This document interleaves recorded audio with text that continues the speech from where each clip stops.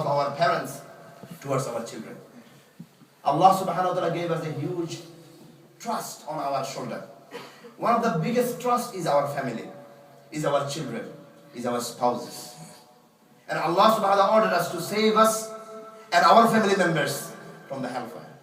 And it is the order from Allah subhanahu wa ta'ala. And this responsibility goes to the father and mother. Because كُلُّكُمْ رَاعٍ وَكُلُّكُمْ مَسْئُولٌ عَنْ رَعِيَّتِهِ. Every one of you is responsible or a leader, and you will be responsible for your under those who are under of you. Those are your children and your spouses. Rasulullah sallallahu alaihi wasallam and Allah subhanahu wa ta'ala through Quranic verses and hadith, 6 major responsibility of parents towards their children. Number 1 is choosing a good mother and a good father for our children. Before even you think to marry, you have to think about your wife, you have to think about your husband. Because al-ummu madrasatun idha a'adattaha a'adatta sha'ban tayyib al-a'raqi. Mother or a father is an institution, is a madrasa, is a school from where the real knowledge they achieve. So if your mother and if your father is not good, then they will not achieve nothing but the bad things. We know so many bad habits our children they picked up. Firstly, they picked up from the home.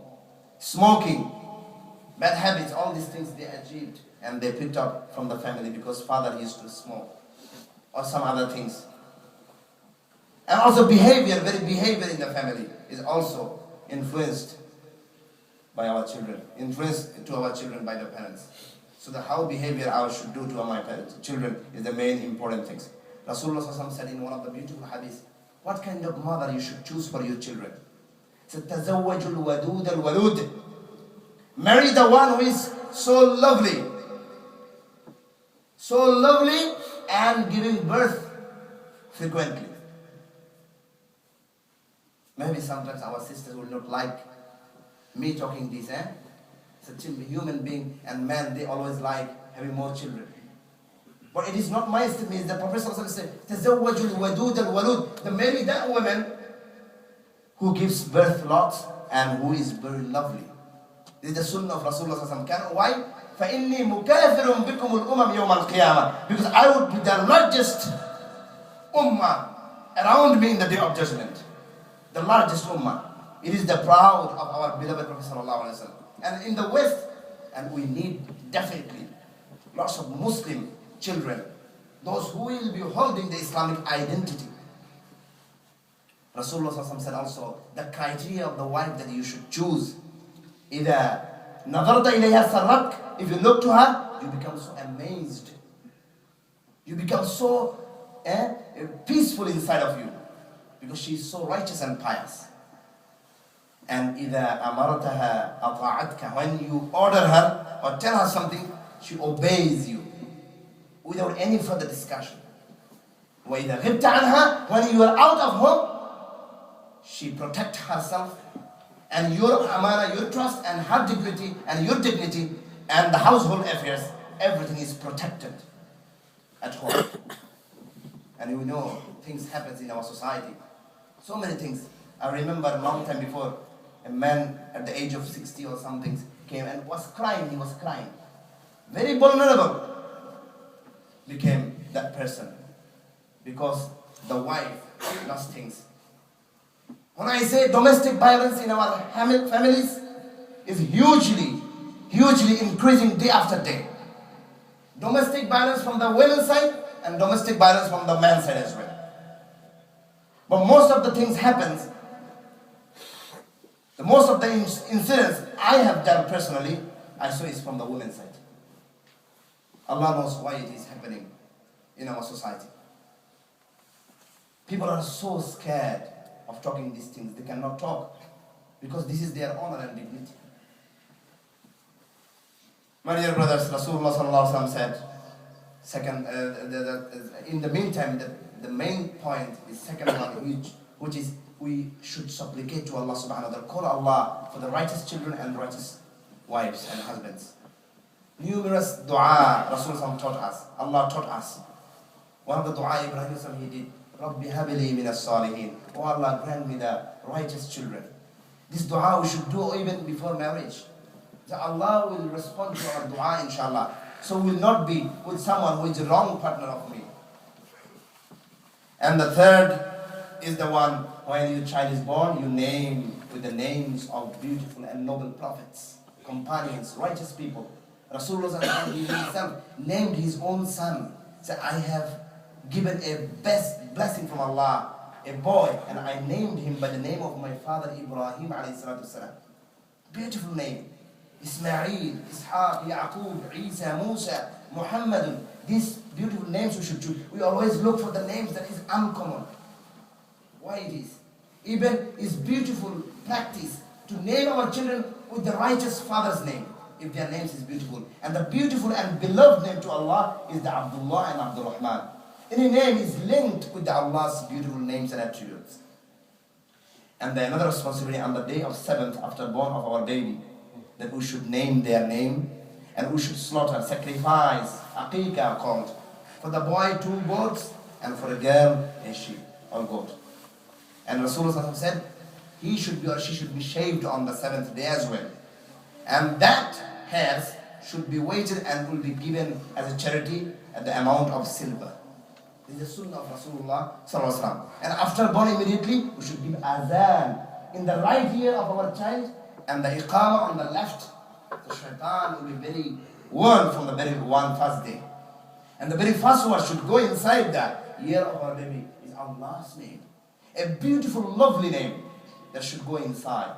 This is how very beginning and very, very important preparation for our children to make them righteous and to make them pious.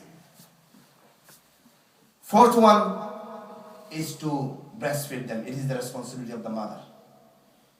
And the fifth one is to teach them Al-Quran and As-Sunnah. Teach them the deen, the religion of Allah subhanahu wa ta'ala.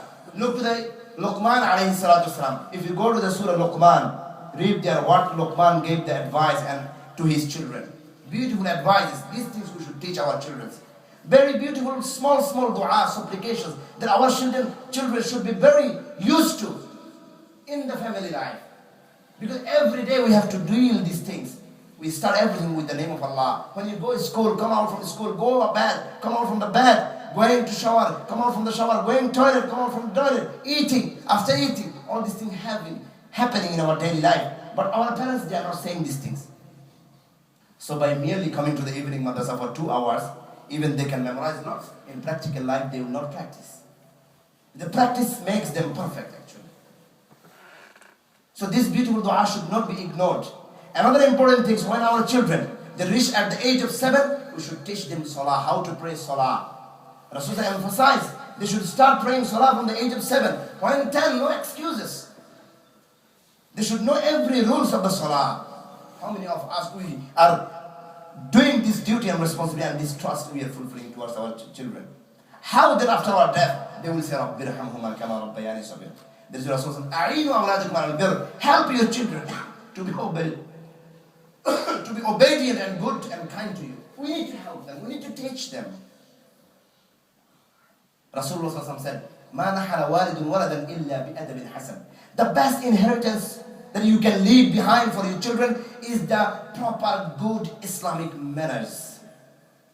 The way they will behave. And help them to select and choose the right friend and the right model for them. This is the responsibility of us, my dear brothers and sisters.